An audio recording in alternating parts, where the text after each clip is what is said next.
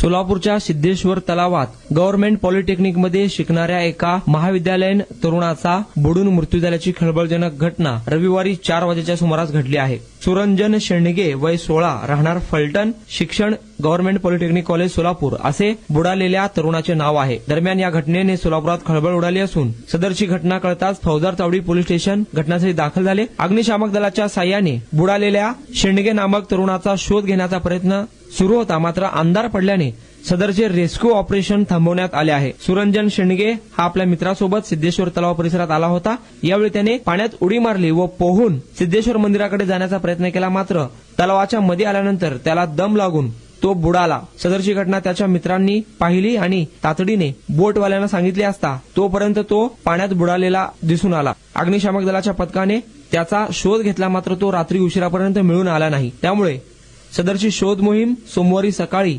राबवणार असल्याचे अग्निशामक दलांनी सांगितले आहे.